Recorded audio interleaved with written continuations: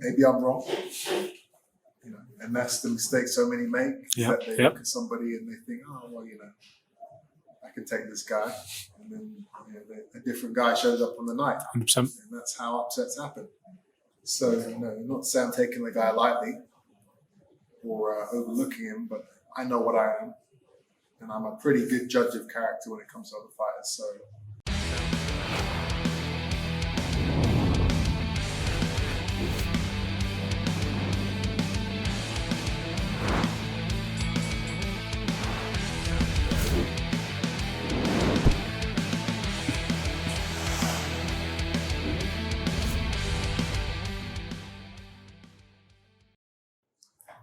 Just talk to us a little bit about your training over the last couple of years, how it's evolved, how it's changed. I know you started working with Roy Jones. Just tell us a little bit how your training has evolved.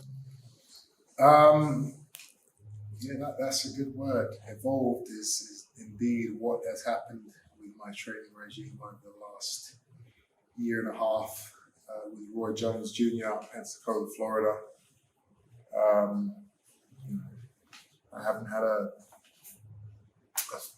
full-time trainer for a large part of my career. And that changing in the way that it has, having such an experienced man in Roy Jones with me every single day, hours and hours in the gym each day, just working on all these things that, I didn't really, it's not that I didn't know them, but I didn't put them into practice in training, He's just opened to my eyes to a lot of different aspects of the sport, whether it's physical, whether it's mental, whether it's tactical. So it's definitely brought a whole new dimension to my game, I feel. And, I'm going to be using these dimensions in my next few fights, for sure. I was just going to say that the physical is one thing, but the mental is another. He was a champion for so many years, lived like a champion, everything else. What impact has he had on you outside of the gym or outside of the ring? That's the thing about Roy. He is, what you see is what you get. My father, he's a life coach. He is, an advisor, a mentor. He's obviously trained me and worked on things with me over the years, but not in a full-time capacity like a full-time trainer would do. Roy is all about boxing. It's like there isn't anything else outside of boxing. Boxing is life. Yeah. The gym is life. The road, the running is life. He's not bothered about anything outside of the ring. Outside of the ring, he doesn't want to teach you, how to be a good guy outside of the ring, or he doesn't. He's fully focused on the boxing, and that's exactly what I needed. I needed that. I needed that focus. I needed that stability. I needed that day in, day out work. And he's dedicated, and I was shocked when I first went out there. I wasn't expecting that from Roy Jones Jr. Watching him as a kid and looking up to him obviously as the world champion that he was. I never thought that I'd come into his gym and he would spend the amount of time he spent training me. I thought I'd go there and he'd be there for half an hour every few days. I hit the bags, do that, do this. And he just But he is a trainer in the truest sense of the word. He was on me from the word go. He never lets up. Roy has been a blessing in my career for sure. You said something there that kind of rings through when you said you looked up to him as a kid. I know you're already motivated. I know you've got goals and everything else, but did it give you a little bit more going training with someone that you've looked up to? This is one of your inspirations in boxing. Absolutely. You want to be better. You want to perform. You want to do well in sparring. you want to show him that you're working on the things that he's been teaching and telling you each day, because of the respect that's there, because of the admiration, because you've looked up to him. You want to do right by him, and for me especially, being so successful in the sport, it was hard for me to get that feeling from just any old trainer, because it's like, all right, what have you done? Yeah. What have you done for me to believe in everything you're telling me? Yeah. Not to say that trainers can't be great trainers, but without being successful in boxing, because actually most trainers who are the best trainers aren't. They haven't had successful boxing careers. But I don't know. It was just a thing for me personally, where if someone's telling me something that's been there and done it, then it really grabs my attention. Especially to the extent that Roy has. Absolutely. Yeah. And that's why I've listened to my father so much over the years, because he's been through it. He's been there. He's done it. He's tried and tested. Yeah. It's not just, I saw this guy do it, so this is what you should do. Let's move on to your career then. Your immediate focus is Marcus Morrison. Just talk to us a little bit about that fight, what you expect to see from Marcus and how you've been preparing for it. I really don't know a lot about Marcus. This is one of those fights. I've been out of the ring for a long time.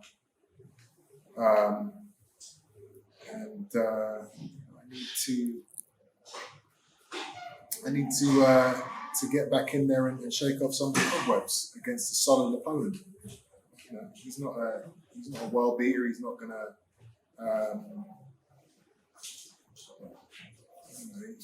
He's not gonna provide too many obstacles, in my opinion. Maybe I'm wrong. And that's the mistake so many make. That they look at somebody and they think, I can take this guy. And then a different guy shows up on the night. 100%. And that's how upsets happen. So, not to say I'm taking the guy lightly or overlooking him, but I know what I am. And I'm a pretty good judge of character when it comes to other fighters. So I don't see him being something I can't deal with. So it's for me to get in there, do the job, look good, and then go for a big name which fans can really get behind there. So. Well, on that topic then, the announcement when you signed with Sauerland, now Wasserman, you signed with them on a multi-fight deal. I know you're not going to look past your opponent or look through your opponent. You've said it there. You want these big names. Ask a silly question. Who's at the top of that list? Who do you want? Should everything go to plan against Marcus Morrison? The end game for this year is Gennady Golovkin. 100%. I wanted that fight for years, and he's the number one guy in the middleweight division. Mm-hmm. So that is the fight I really want, and that can be made. I don't see why it wouldn't be made. Who else is there that people want to see him fight? I'd give him the most entertaining, the most competitive fight out there, in my opinion. So he's number one. But there's a lot of big names out there. You've got Royalton Murata, who has the full WBA world title. I'm the interim holder, so that's a big fight, and a fight that I want. Charlo, all these guys at the top of the middleweight division. I'm coming for those belts. Yeah. There's a lot of politics in boxing, so some of those fights may be hard to make, but I want to be back in the ring soon after this fight here. So if people are talking about Kell Brook maybe for the summer to get me on the right track, ready for an opponent like Golovkin.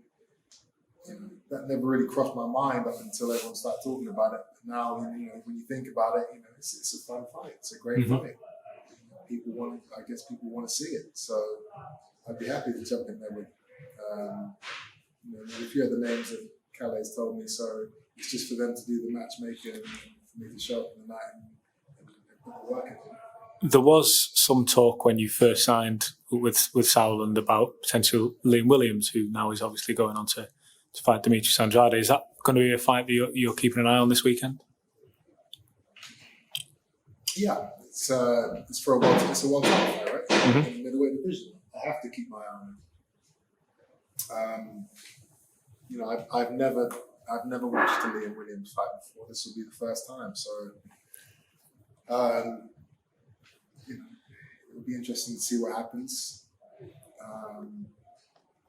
I don't expect him to win, but if he does, wow, that puts him in a serious position. Yeah, that makes world champion. He'd be a world champion. So then, all the talk, all the insults and the disses that he's been throwing my way over the last year or two, he will then have to back that up. Yeah. Because he'll be in a position, he'll be a target then. Right now, he's not a target, he's just a guy. He's just a guy with a big mouth. You give that guy with a big mouth a world title, he has to defend it. He has to put his money where his mouth is. So, that'll be an interesting fight. I'll be watching it, and we'll see what happens. I hate to ask you about it, but the other fight that's going to happen in the not too distant future, I saw you made a comment the other day about not backing Billy Joe Saunders against Canelo. He's replied saying you should buy a seat and come and watch it. That fight's a big fight, but again, it's not in your division exactly, but is it one that you're going to be keeping an eye on? Of course. I mean, I'm keeping an eye on it because it's Canelo, not because it's Saunders. Saunders is he's irrelevant in the sport now. He does have a world title, but he's fought nobody. I'm the only guy he's fought, and that was 6 years ago or something like that. Yeah, how can you not have fought anybody of caliber or of note for 6 years? It's crazy, Been done on failed drugs tests, been an absolute moron outside of the ring. Hasn't represented the sport of boxing well at all. So Canelo will be doing a public service when he takes him out. Get him out of the sport, or at least take the title off him because he doesn't deserve it. He doesn't deserve to be called a world champion. So yeah, I put a £10,000 bet on Canelo to knock him out, and once that happens, if he doesn't retire, then I'm sure that fight can be made. It's a fight that people are always going to talk about. I'm campaigning at middleweight. He's a super middleweight, so when he loses, if the fight was to be made, he'll have to come down to middleweight. And but again, he's not in my train of thought. Mm-hmm. Canelo is. Canelo is a different story. Yeah. Canelo is the guy. Canelo is the target. He is the most recognized name in the sport, probably. Him and only Joshua.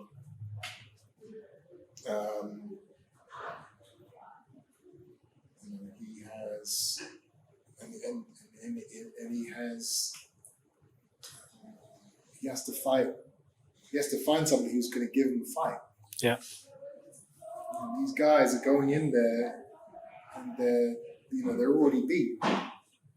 How would you compete with a Canelo? If that fight was announced tomorrow, how would you? What would your tactic? Fire with fire. Look at all my fights. I don't back down from anybody. Mm-hmm.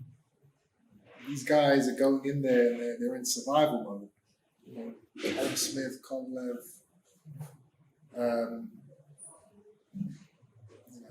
Yildirim.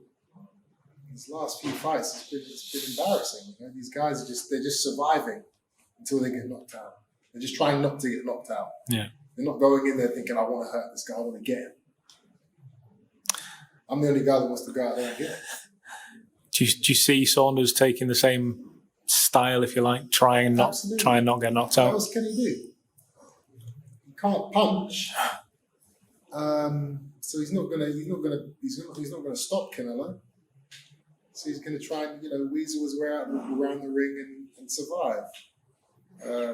Which is what he did against me. That's what he did against me. The only thing is that in my inexperience, I let him be that weasel for too long early on in the fight, and then once I got to the 5th round, 6th round, I realized this guy's a weasel. Let me treat him like a weasel, and then I just beat him up. Obviously, Canelo's not going to give rounds away like I did, and he'll take him out, in my opinion. And then Canelo's in that position again. Who does he fight? Who's going to give him? Who's going to give him a real fight? Who's going to go in there and put it on him? There are very few fighters that have that mentality. I'm one of them. If you could send that message to him, what would you say to him if you walked in here now, Canelo? I don't need to send the guy a message. I've said this. I've said what I'm saying to you now many times before. Yeah. It's just I just need to get myself in a position to where that fight can be easily made. Yeah. So once I win a world title at middleweight, once I beat a Golovkin or a Charlo or a Murata, whoever, get that title, there's no reason why the Canelo fight can't be made. So just finally then, because I think that might be starting up around us, just finally, the plan is beat Marcus Morrison, go for a world title, and then you have that stock, if you like, to go and pull in a Golovkin or maybe even a Canelo. To fight, I should be able to fight a Golovkin now. In the middleweight division,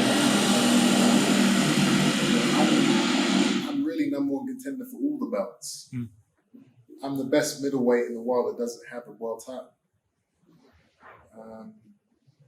So the Canelo fight could be made. I was going to fight him a few years ago. So all those fights, they're there to be made. It's just for the Saunders brothers to do that. And once I win those world titles, then it's time to get in there and give Canelo what the fans want to see, and that is fighting fire with fire.